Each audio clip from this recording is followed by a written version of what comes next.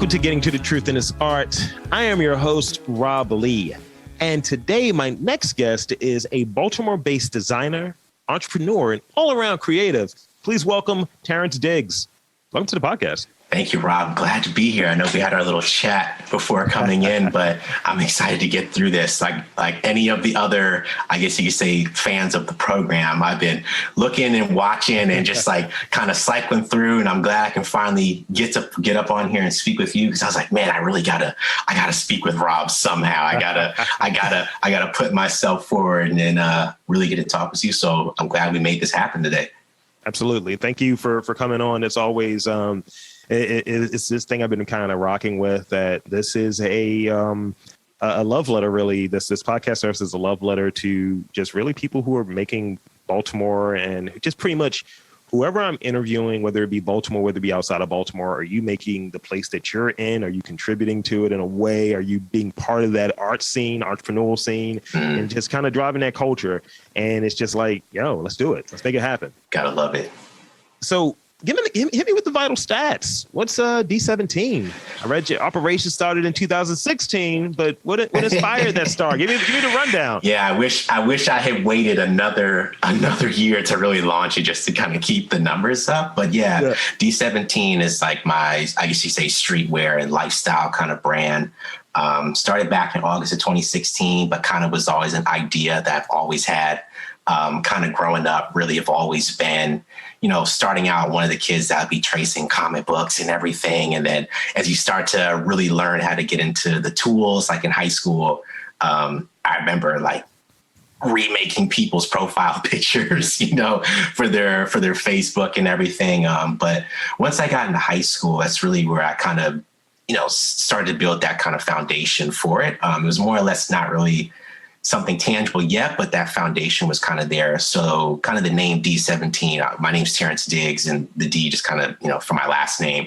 And the 17 was my number that I played sports in high school. So back at Oakland Mills High School in Columbia, Maryland, I played golf, lacrosse, I ran track and field, I played basketball. And being back in those days, we really always talked about, the brotherhood, teamwork, community, going beyond just playing the sports, even if it was mentoring the kids on JV, going out in the community, whether it is, if we were playing teams in the county, teams in the city, really kind of making those connections and going forward. And, when I was designing, once I got into college, I had a little bit of a, I guess you could say, independent design studio called D17 Productions. That was the name of it.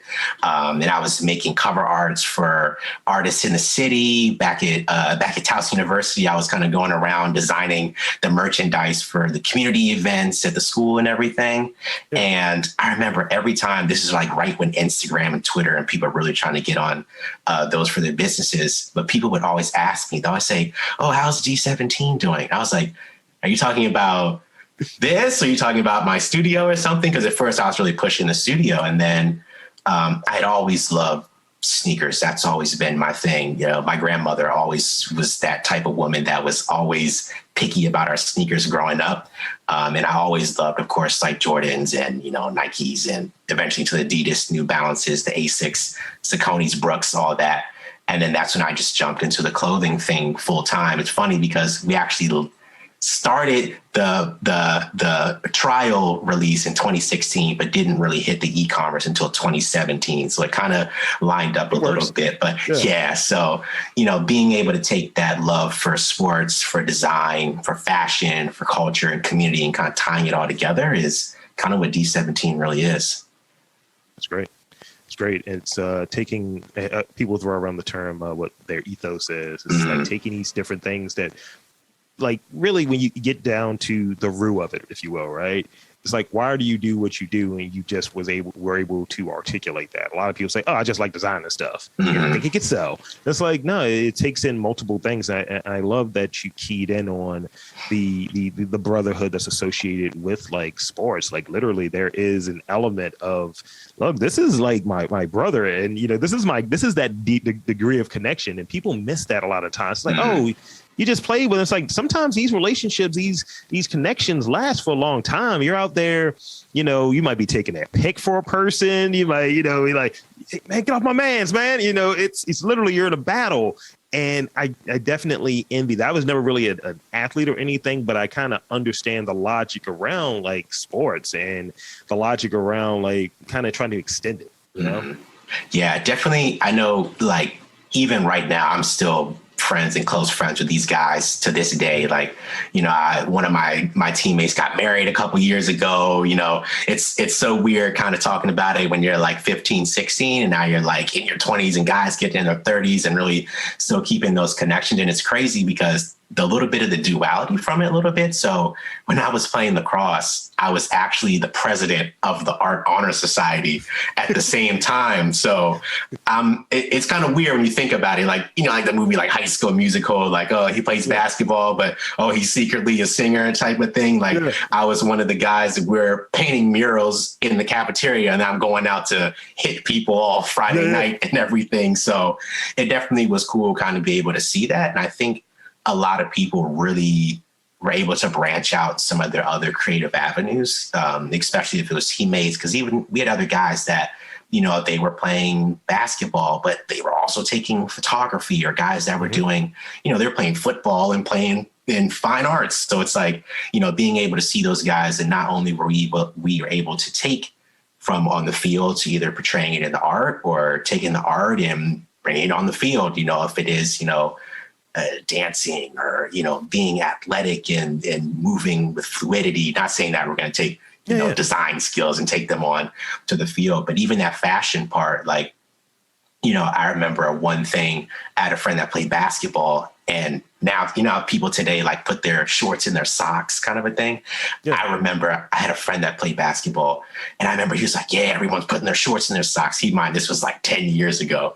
And I was like, what are you doing? And then now I see it everywhere. And I was like, man, I remember just little small things. If it was like, you know, with sneaker culture, like, you know, getting foams the day before the game so we can wear them before school, but we might switch them out. Or, you know, I remember a Christmas release like Jordan Bread 11s, like people were dying to get them the morning before winter break so they can wear them to the basketball game later that evening. Just a stunt, just a little bit. Oh, yeah, because I was definitely one of them that I'm like, man, if only I had grabbed them at the raffle, and then like everyone in the stands has the shoes on, and I'm over here and like, you know, trying to get everyone getting foams, like metallic blues or something. And I have like Air Max wavies on. That my mom hide my shoes real quick. Yeah.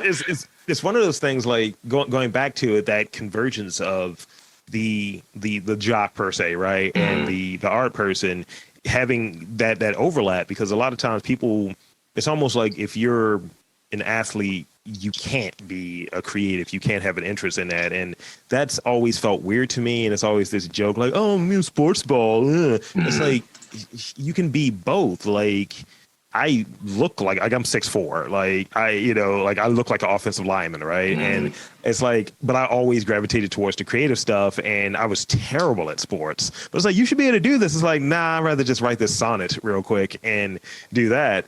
But I feel like it's room for an autobiography called like Paint Stains and Grass Stains, doing the two things. Definitely. So in that designer background that you have, can you walk us through your creative process, and do you kind of get that vision right away? And granted, I know that you're working within the parameters of certain things, because remind us who you were working for, or working with, doing that designing for. But do you see that right ahead, or is it something that as you're working, it comes to you when you're designing, let's say, a piece of sportswear for yourself, or whether people you've worked for in the past? Yeah, I'll say kind of definitely coming off my previous position over at ASICS, I was on their sports style side. So kind of their lifestyle, gel light threes, really trying to push into some of those narratives.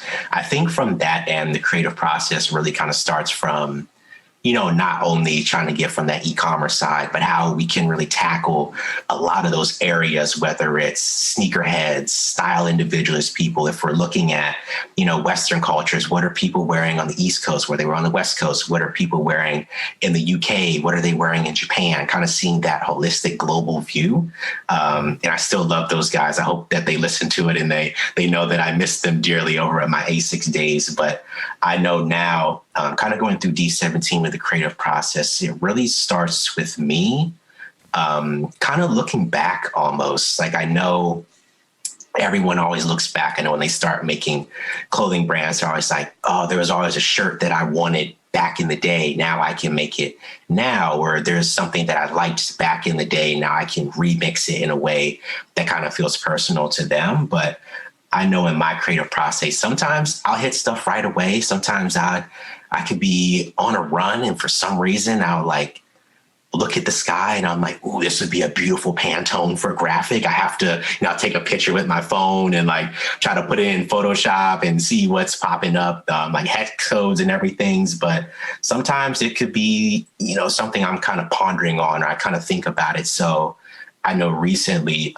we started the D17 Run Club last summer during the pandemic. So that was one of those things that it didn't come to me right away. And shout out to my friend Jorge, that when I was making kind of the logo for it, it sucked. It was awful. Like it was bad.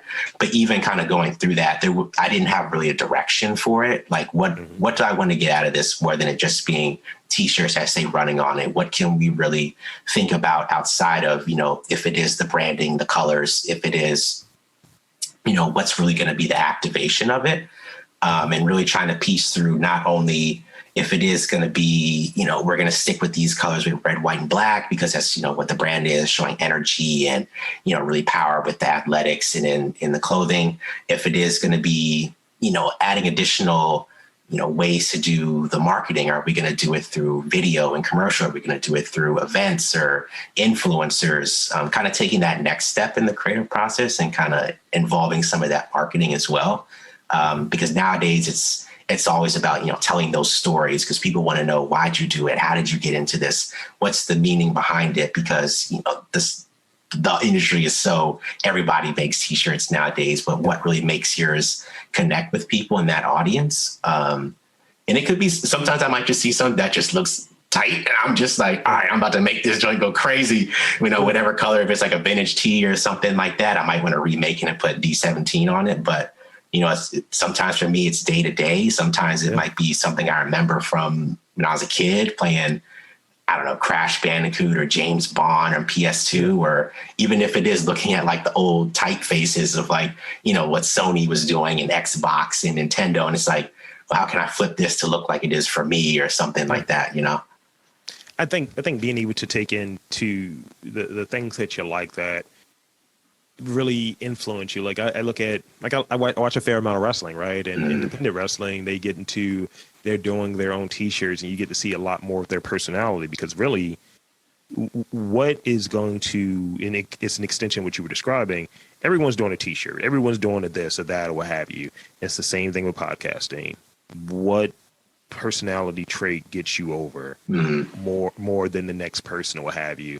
If sometimes cost comes into play and all of that stuff, but really it's, what am I getting from a personality standpoint, I think. So going back to the wrestling scenario, you may see a wrestler that it's like, yeah, I have this 8-bit version of myself on a T-shirt. Oh, snap, you're a gamer. Yep. I'm going to buy your shirt now. Or is that a Dragon Ball Z reference? I'm going to buy that. And, you're there for it. So, being able to harken back on things that you can honestly speak toward and know in terms of what you're doing, and as far as maybe where your inspiration comes from, it's like telling that story, you keyed in on it. Like, if you have, let's say, a piece that comes out, like a shirt that comes out, and it's like, this is inspired by this part of Baltimore. Right there, you have a baked-in audience that's like, I bang with that. Or I talked to an entrepreneur recently, and within the menu that he has in his juice bar, he has items that are named after landmarks in Baltimore. Oh, wow. It's baked in. It's baked in. So that's part of that storytelling, I think. Like, and someone goes to that person's menu, sure, everyone has juice. Everyone is doing cold pressed juice. People on that plant-based kick. But it's like, no one has something called Greenmount. No one has something called Patterson Park. So being able to kind of pull into that, what's the part of the story that makes that personal connection? That's the thing that's key there. Oh yeah, definitely. So shifting gears a little bit, let's talk about, you're into, almost 6 years at this point. Yeah. And launching that soft launch. Let's call it the soft launch of D17. But what advice could you give someone that's in that spot where they're artistically inclined, but they don't want to go out there and like say, I'm selling art, but they want to be in that spot where they may be designing and maybe branch off in more of an apparel kind of space, like kind of doing a version of what you're moving into or spending your time doing? I would definitely say, and this is the one thing that I would tell myself when I started, is always be extremely open to collaboration and don't be scared to ask for help. Because I think a lot of times with either if it is jumping into apparel or kind of those young designers that it's kind of hard because you don't want to ask someone like, hey, where are you getting your stuff made? Where are you getting this? How are you finding this? How are you finding that? Because the hardest part is making the thing. Like you can think it, you can put it through, Illustrator, you can do all that, but really making it tangible is definitely something that, being able, whether it is, looking at your classmates or looking at a friend, because you might have someone that they're just starting in photography and you can say, hey, do you want to, shoot my first lookbook? You might have a friend that is really good at designing websites. Like, hey, do you want to design my website? Do you want to be able to take some of that pressure off you? Because everyone has strengths and weaknesses, and being able to really collaborate and pull things together. Now, I'm not saying you'll have to go out and get rich together and all that stuff, but sometimes, it could be they're developing their portfolio. You're trying to develop your brand in a way. It could be being able to, if it is working with a designer, you might have the idea, but someone's really good at doing it on the computer, being able to ask them like, hey, can you help me make a logo? Can you help me do this? And, let's get away from the part that it's like, you have to be a jack of all trades, like, oh, I have to know how to do a website. I have to know how to shoot video. I have to know, if you do, great, that's awesome. Cause now you can really speed things up. But, as you start to go down the line, if the way that the brand that, whatever, a young kind of artist is thinking is really building that community, it's great to also be a part of it as well. Even if it is small stuff. I remember back at Towson, there would be people wearing, apparel and going to like BSU meetings, or if it was protests on Freedom Square, if it was, so my friend Kasim, he's an amazing musician. I remember he was wearing stuff when he was performing in, some of the open mic nights on campus, being able to see it and people are recognizing like, you don't have to, title as a collective or anything, but people are starting to recognize like, oh, this is someone that's within our community. They're making something. You don't have to beat Nike by tomorrow, but, being able to see like, hey, this is someone that we can relate to. This is someone that we can say like, hey, I know this guy, he's doing this, he's doing that. And I remember with my friend Kasim, we were going all up and down because I used to do, cover arts and marketing plans for him. We were going all up and down 95. We were going shows at Auto Bar. We were doing stuff down, all the way to Locust Point for like the random families. We're going to DC. We're going everywhere, just trying to really touch those audiences and see kind of also where the product will do well and know where it won't do well, because at the end of the day, you got to sell something, and really kind of getting those, really learning those audiences. I wish I knew a lot sooner. And I'll kind of keep this short. No. The reason why D17 got into the athletic space is because obviously like, I was an athlete and all that stuff. I originally made the first release to be kind of fashion, this hype brand like a Supreme or a Bape or something like that. And, I made the shirts, whatever. I did a little pre-order, sold like 30 or 40. I'm like, okay, I'm getting somewhere. I did my soft launch a year ago. And now this is the real launch. And I remember one of my friends, she sent me a photo and she's like, oh, I wore your shirt to the gym. It's so soft. It's great. I was like, it's not a gym shirt. It's supposed to be, something you wear like when you're going out or, trying to be that kind of like fashion forward person. And she was like, oh, I didn't know that. I thought it was a gym shirt. I was like, wrong. Man. Yeah. Well, then I looked back at myself and I was like, I don't think what I was trying to portray it really fit me. They looked at the brand as a reflection of me versus what I was trying to push out. And they knew me from, playing sports or whatever. And then being able, I was like, I'm understanding the audience thinks that we're like an athletic space, and we still do it. We do kind of both, like a 50-50. Now I know that I can start tackling, those basketball players that I knew back in high school. They're now playing, they play collegiate somewhere and they're coming home or something like that, being able to tackle those runners that I knew, those, now it's like I'm tackling those golfers that I played with when I was 16. Now now everyone wants to golf. And then I'm like, okay, well now I got stuff, hats or whatever that I can really speak to those audiences versus trying to throw stuff out there and think that it's going to be for everyone. So it's kind of what they call like beachhead marketing. So it's like if you throw a pebble in the ocean, you're not going to see the ripple. If you throw the pebble in like a little, after it rains, like a little puddle, you'll see the ripples because it's a smaller audience, but you're really putting it in there and seeing those ripples. So you can't try to, throw something out there and be like, oh, we all love it. We don't know what it is. But if you can really refine and make something thought out and strong, then you can really begin to sell, whether it is a product, an idea, a podcast, a YouTube channel, or whatever, your medium of choice is going to be.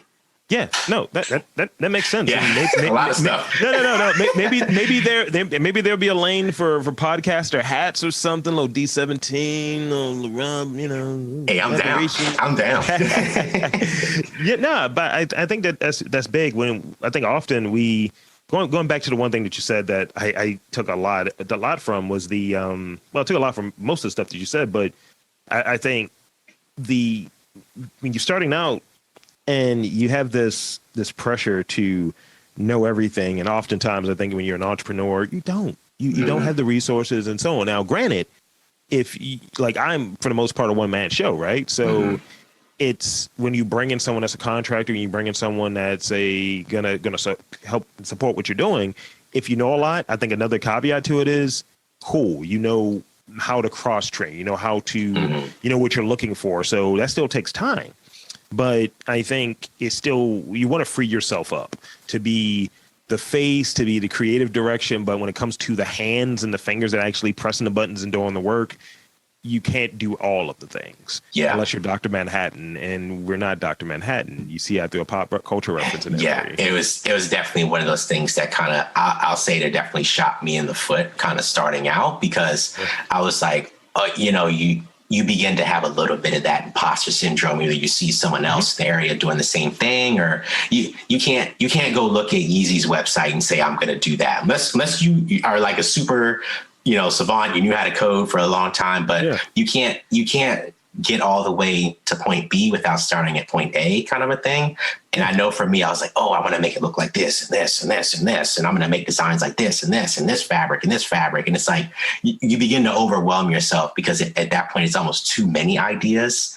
You have to really be able to take a step back and like really recenter yourself on what is your purpose and then extend from there. Because I think when we get into multiple things, like for instance, I go back to it's an interview I did a while ago with Jarrell from Creative King, and the way he framed it, he was like, I'm a hat maker, and really that's where the starting off point. But literally, what he does, he's upcycles old polo stuff. Oh wow! And turns old polo shirts and things of that nature into like hats.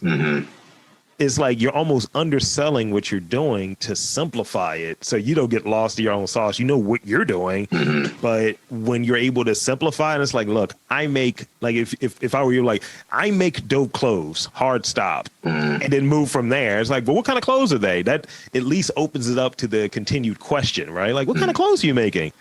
Some people wear them in the gym. Some people like to wear them on the runway. I don't know what to tell you.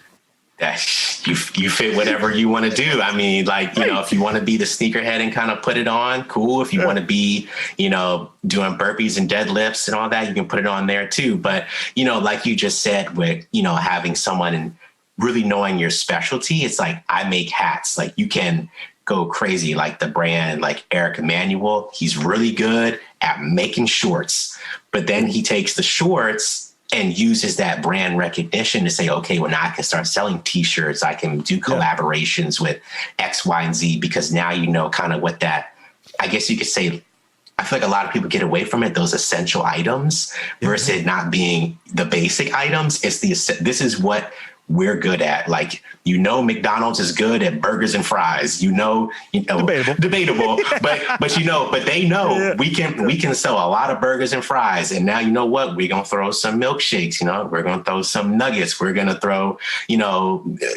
tomatoes and cheese on it. So it's like knowing when to scale. And I think that's that key thing. Like, for instance, like right now, I do 3 podcasts outside of like doing this one. I do one that's a movie review one, and I do one that's like pop culture and news. And knowing where to turn, how to what each thing requires, and really I can do each one of them because I know each one of those areas. Like, I kind of pick movies that I enjoy. I am able to schedule out and be able to do interviews. But if I'm like, I don't know where I'm going, I just need to get this interview here. If I can go over here and do this other podcast, and it's like, you're like, you touched on it. You end up getting overwhelmed. You're like, I don't know what I'm grasping for. You feel like you're drowning. Yeah, it definitely, I know, just being able to just really like, put the blockers on and really see, like, even if it is, I know when I was starting, I was like, my first launch, I was like, I'm going to make 5 really good shirts. And then just kind of go from there. Then it's like, okay, now I'm going to make, 3 really good long sleeves. I can really tell these stories. I can really push through these kind of narratives that I'm looking to get to, versus trying to think like, okay, I'm going to make 7 hoodies, 6 shirts, 2 pairs of socks, I don't know, water bottle, this. And then you're like, okay, well, now I have to tell a story of the shirt, the pants, the water bottle, and this, versus just really kind of pushing one thing. But like you said, you have to know when the right time is to scale, because then if it becomes too large, then you're like, you really want to put 100% towards a lot of things versus being like 40, 30, 10, 5, and then kind of going from there. So it really just depends on the person. If you like doing a whole bunch, then cool. I know me, I like to really focus in on one thing. And if I can really put together, for me personally, 4 really good things, 2 mains, an accessory, and then kind of, whatever I feel like it, then I'll go from there. And then it really gives me enough time. I can push one thing and allow it to sell the others, or it could be just, if I want to sell it together, I can sell the package versus just the disc on the inside, So I got a question about sponsorships, and I have a question about let's talk about, and this is, I think this is brief. I think this is a brief one.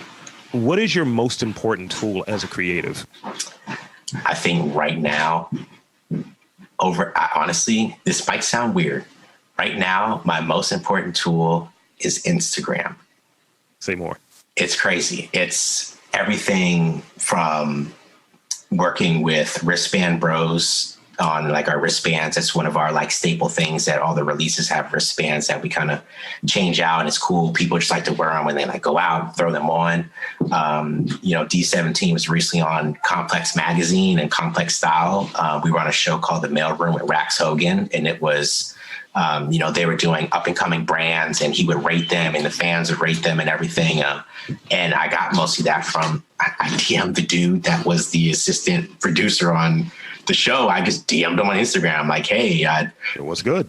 Yeah, it's so many earlier stuff. A real good friend of mine, China Kelly, she's a modeling creative out in Los Angeles. I literally sent her an email, and we're close now. I was like, hi, Miss Kelly, nice to meet you. My name is Terrance Diggs, an inspiring entrepreneur from Maryland. I'd love to be able to send you. I remember I sent so many emails, just kind of shooting those business shots and just really seeing what's out there. That's how I'm here. I literally was listening to the show, and I was like, Rob Lee, who is this guy? Let me look around. Let me see. Okay, schedule an interview. Let me look at it. And I was like, hey, I'd love to schedule. Oh, go to the link, bada boom, put it in. And you never know where things can really go, because sometimes, like we mentioned before, you don't know what other people are kind of doing at the same time as you.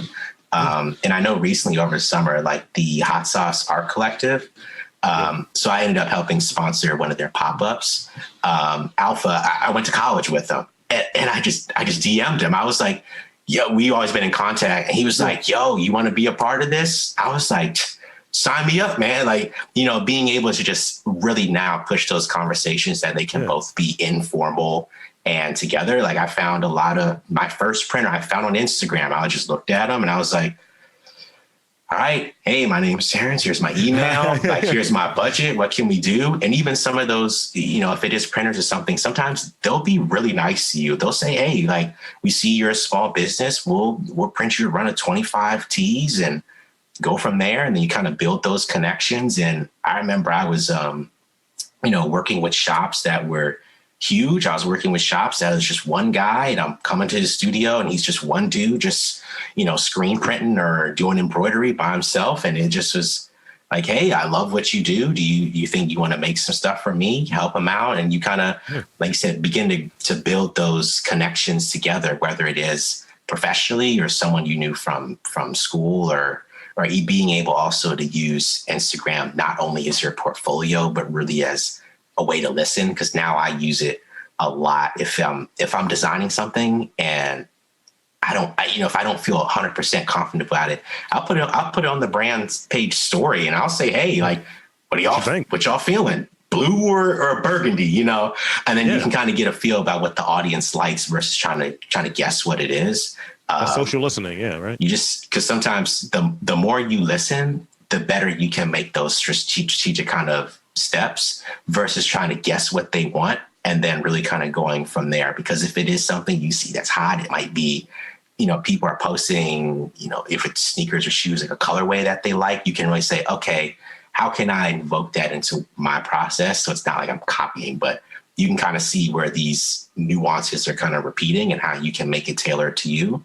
Or if it is something, if it is reaching out to influencers, I've DM'd a lot of people on Instagram and I'm just like, hey, can I send you a hoodie? I'd love to just send you a hoodie. I sent one to my friend Yami in New York, and she made a TikTok and it's got like 15 million views on TikTok. Nice. And that was just, it wasn't me trying to get something back. She had dope style. I was like, yo, you just want a hoodie? I'd love to just send you one. I think you would look good in it.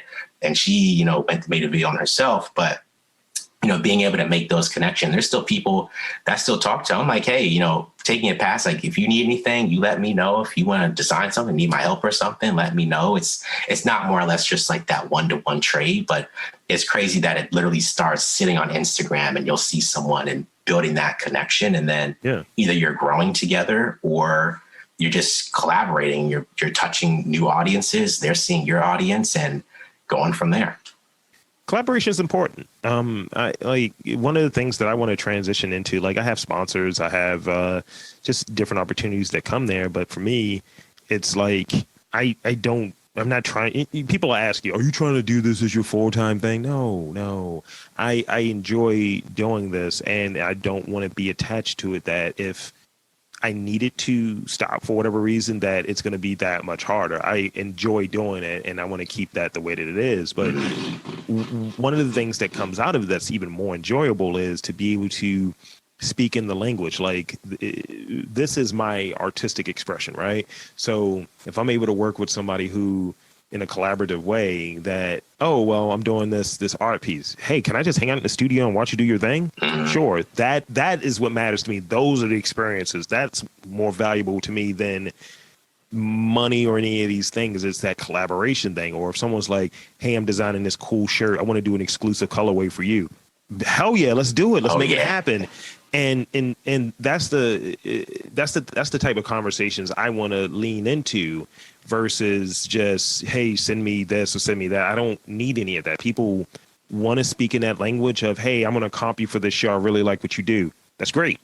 But is there a way that we can really show a really strong connection and a relationship and build off of that moving forward? And some I have, and others it's like, we can do something with this. It's like, make this make sense. So even if it's a bakery, hey, when this episode drops, can you put out a limited run cookie that's just, this is my favorite type of cookie?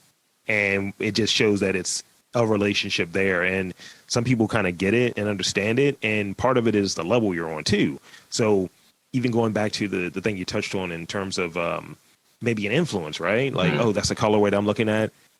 It's hard because sometimes with the sheer size we may be at, right? It's like, I like that colorway. I can't put that out immediately. It's no way I can put this out immediately. Oh, yeah. So from a supply chain standpoint, I just can't do it. If only we had spoke 2 days ago, because I was going crazy over socks. Literally, I was like, do I want to sit on like 500 pairs of socks that I'm not even rocking with, or do I want to really try to piece it through? And like you said, it's like, sometimes you got to look at the face of the world. Like, if it is something with COVID related, like obviously some of our other stuff got on hold because I wanted the events to be more community based. But even when it was like, helping resources with, it could be cancer awareness, it could be, education, it could be, other business, hubs. I know at D17, we've donated a lot to, District Reign. They're in Washington, D.C. They're a youth soccer academy. They're kind of getting their season back up and really kind of pushing it there. And we did an exclusive jersey for them for their DC Cup. We Columbia FC, they're out here in Columbia, Maryland. We sponsored them and helping them getting their season back up. They won a championship with my name on the back. So I'm like, okay, things like that, and even small stuff. It could be something so tiny. Like I once made a jersey for my kickball team. But it's so cool because it's like, this is kind of our thing, and people see it and they're like, man, I want a kickball jersey. I don't know how it happens, but that's one of the things. Like in the ethos of what I aim to do here is like, I had this meeting recently and it was talking about like doing a rebrand and things of that nature. And the logo that I have, I got it done by an artist here, a Baltimore-based artist. And I was like, that aligns with what I want to do. And I like the artwork. So I'm keeping. I was like, so if you come to me saying if we want to change it and do this, you have to make a really compelling argument. And, my thing is, I could have went to anyone. Like I've always reached out to like local brands. Like, how can I do this, but with you guys? And it may not work, but at least the attempt is there. And it's like, this may not work right now, but at least the attempt is there. It's always thinking locally, thinking collaboratively, and then moving out if needed. Because ultimately, if someone wants to buy a shirt, or someone wants to buy a hoodie or a hat or whatever, then it's like, I could have that here. And I've spoken to a few small businesses that, we'll carry that. Just send us a bunch. Sure, let's make it happen. I'll go through Redbubble or Teespring or whatever, and here you go. Make sure the quality's on point. But really, it's about finding out a way to do collaborations. And I will say, before I move into my rapid fire questions, see that's almost where we're at here. I got 2 pieces of artwork that got done specifically for the podcast. Oh wow! And it was this dude, Jim Duran, who does these dioramas, and he takes these Altoid tins and he like paints and does like dioramas, cutouts, the whole situation. That's amazing. And he did one with my logo and all of that stuff. It's a thank you for being on the podcast. And it was another friend of mine, Jax, who's a rock painter. She paints rocks, and she does like a lot of local, and she's really good. She does a lot of like local businesses and their logos, but on like these like nice rocks. So she did one with all of my colors on there. It's just like Rob Lee. It's super coated. It's fire. And see if I can show it to you. And that's sick. Yeah, and that's what she does. So when something like that comes in the mail and so on, it's like, this is the type of bartering. This is the type of relationships I look for. And it's like either like I don't care about the money component. It's like, I'll pay you for this. I just like the opportunity to exchange in that way. It's like, I have something from you that shows that connection, Yeah, definitely. I know some of those small, even if it is small wins, if it's huge wins, like I know being on Complex was like that huge win. That's a win. That's a win right there. And it was great because I knew that I was like, if it is Baltimore or Maryland, like I got to put somebody on the map so people they'll know, like, even if it is going in the city or, it's such a mecca of creatives of all types and walks of life, whether it's, going into music, whether it's fine art, digital art, being able, we had the luxury of having Under Armour down the road, but it's like, being able to see and really push like, hey, I know a lot of people. And that was one of those things that, kind of growing up that, people always try to, I'm from Atlanta, I'm from, New York, I'm from Cali, and, I'm from Columbia, but, my family's in Baltimore. I went to school in the county, always played in the city and everywhere. And I'm like, if I can really attach myself to a city, I was like, I gotta go Baltimore. It's the only way. I can't try to step away from something or try to be like, oh, I don't want to, like, oh, I'm just from Maryland. I know people start fighting between DMV or X, Y, and Z, kind of different spots and avenues. But,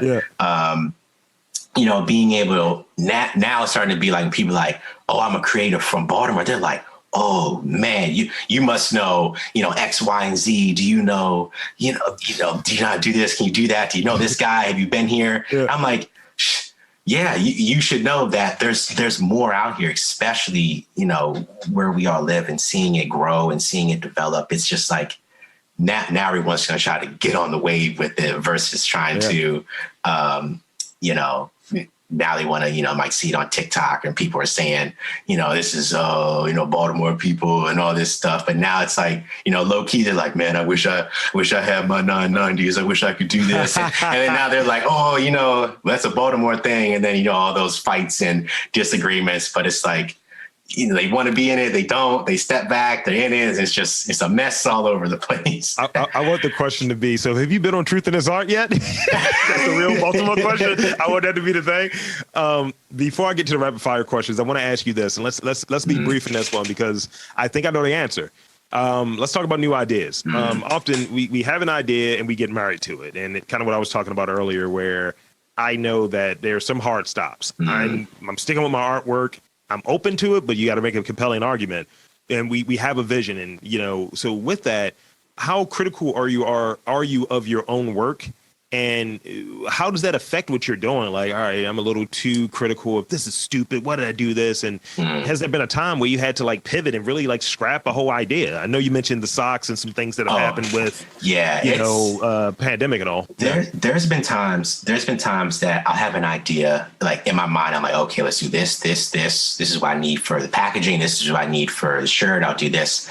And, I might look at it in hindsight that, once you're really starting to get into the business side, you're like, I don't want to blow the budget. I don't want to make something that looks like you're kind of just jumping on the wave of what's hot now. Because then I feel like a lot of times people can really determine like, this isn't quote unquote original. You're just kind of riding what's available now and you're just kind of jumping on what's there. A lot of fraudulent Yeezys out there, those wave runners or what have you, a lot of fraudulent shoe wear. Yeah, people, if it is shoes or shirts, like there's sometimes, people see like that looks like Fear of God or that looks like, something like that. People will start to pick it up a little bit, but Fear of Muhammad, that would be amazing. Gotta love it. But I know there's certain times, I think at this point I'm super critical of my work, but that kind of comes back from like my formal design training and everything, going through critiques, and it's harder now because you don't have like a cohort with going through rounds of reviews and stuff like that. But now more or less it's kind of like my peers, even if it is like my friends, I'll send something to them and I will be extremely blunt. I'm like, look, I was about to say something. If it ain't hot, please tell me. Don't cushion it. Oh, bro, this is cool. Nah, if it's not hot, please tell me, because I don't want to make something. Because then, like as a creative, as an artist, when someone's like, I love this, you're like, oh, I've got it. This is the greatest thing ever. I have to put it out. But then you might put it on the website, whatever. And then you'd be looking at that Shopify ticker like, and that thing ain't going up. And then you start looking back like, could I have made it navy blue versus the cayenne red? And then, those little things start picking in my head. And I'm like, oh, I should have made it a short sleeve. I should have did this, So I think really now, and I'll kind of keep it short. If you gotta scrap it, it's not a bad thing, because there's been times that I've scrapped an idea and then I went to bed and I woke up and I saw something on TV and I'm like, oh, this is it. Mm-hmm. I'm glad I saw this before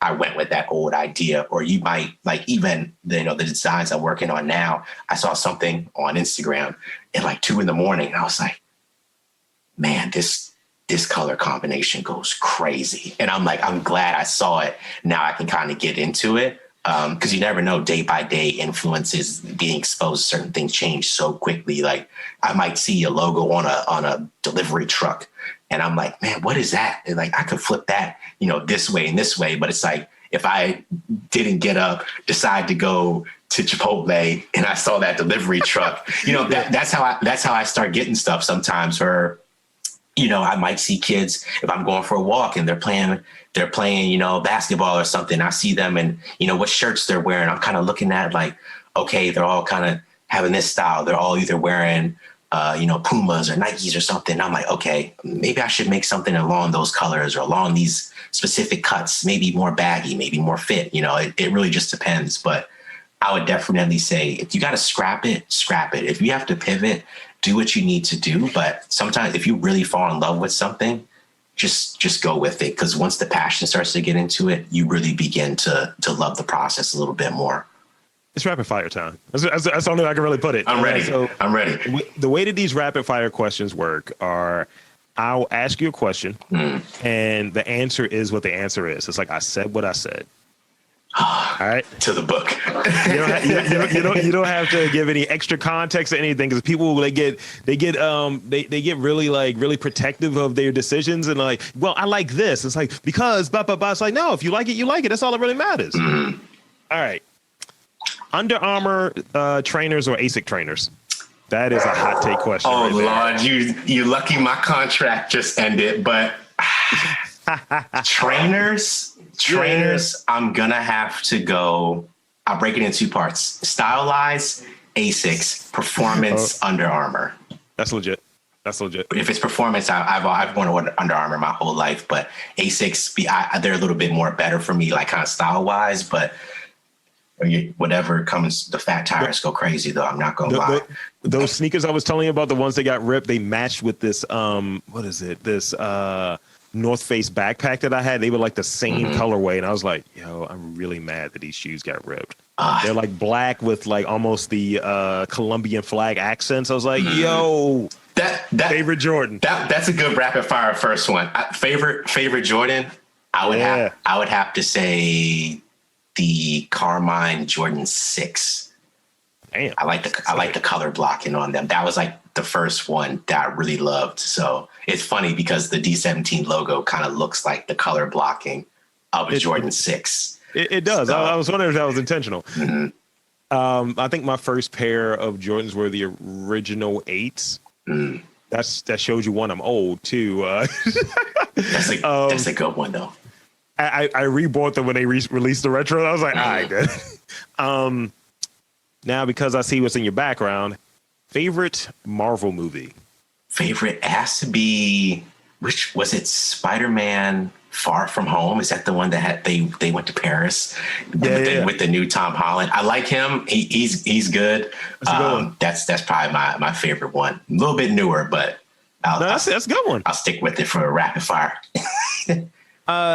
This one is going to be an interesting one. Tell me a nickname your parents used to call you when you were little. Oh my gosh. A nickname they used to call me when I was little. Now you could be like me. I never had one. I didn't have a nickname when I was little. So my mom used to always call me Little Richard Pryor. Because I just be saying some funny stuff a lot of the times. And I'll keep the explanation short because rapid fire. She's always told me I could be on TV, but I don't think I could be on like a TV show. I think I'm sitcom funny, not TV funny. Like Family Matters. Like I can't be Urkel, but I can be like Urkel's buddy that says one word, but everybody knows you're a day player. Yeah, that would be me. I feel like I had the same energy. Like I want to do a Baltimore version of Atlanta, but it's like I'm not Paperboy or Earn. I'm just kind of like a guy that's around. It's like, yeah, that's Rob we buy the burgers from. That's all you need. Just that one. Everyone always remembers like that one character, like Fresh Prince, everybody knows Jazz. How he got there, I don't even remember, but we know that he was there when he got thrown out. Watching Martin, bro, man, that's the situation. Last one. This one, I hope you pick wisely here because I'm very invested in one of these items. Okay, I'm ready. Anorak or hoodie? Oh, Lord. I'm invested very much in one of these items. It's been part of my aesthetic for probably 12 years. Anorak or hoodie? I think I'm gonna have to go with hoodie. Only because it's a little bit more versatile. But if I really want to step it up, I go with the anorak. I'm a big fan of anoraks. Like I've had two of them. I had a Nike one that was just black. I wore that to the end. It was, and I have this camo one from Under Armour. It's like this different shades of tan camo joint. It is part of everything. It's like burgundy goes with because it's a mid-tone. It's like so many different things go with it. Yeah. But yeah, I'll just throw that on. And then it's kind of like lightweight too. So it's like I can roll this up, put it away, bong. But here's the kicker. I'm a big fan of the pullover hoodie with the anorak on top of it. Okay. I like a little double layer sometimes because I'll do that if I run because I have like the Under Armour. I think it was like the Charm City Run hoodie, and then I put like my D17 running anorak over top. So it's like I know I'm protected below, but I can flex on the outside. So it's like, you know, I'm here for it. Gotta love it. That's all the questions that I have. So I want to leave the floor open to you. Please, where can you find you on social media to check out more of your stuff, check out your brand, and maybe say hi? Yeah, just what's up, everybody. I hope you enjoyed the episode, Rob. I was a fan of the program. It's crazy some of the other episodes, and we'll probably connect offline to how I found it, which is pretty funny. But yeah, if you want to follow my personal stuff, it's just D17 Terrance on all platforms. If you want to find the clothes, it's just D17 Clothing. We keep it pretty simple. Just go see what you like. If it's anything there, I've been slacking a little bit, but now that I'm fully in this entrepreneurial kind of step, I'm making some exciting things. I'm hoping, taking a lot of from my days at Towson, from my days playing sports, from my time at A6, really piecing that all together and really telling my story. So it's great now to really see how our running club has grown. It's great to see how our athletics has grown. It's great to see that, jumping back now to my art side. It's crazy that I wish I had it. It's in the back. Actually, right there, I have a sketchbook and I've been sketching, like, getting back to that just childhood, whatever comes to my mind and putting it together. And, just stay positive. If it's anything with sneakers, Rob, I'm so hurt putting me in that situation because now, I still need that Under Armour collab at some point, but my ASICS friends, hopefully they'll still hold me down too. But, I do appreciate being on the show and, just thank you again. I really do. It was fun. This has been the funnest one I've done. So this has been great. So for Terrance Diggs, of D17, I am Rob Lee saying that there is art, business, fly clothing in and around Baltimore. You just got to look for it.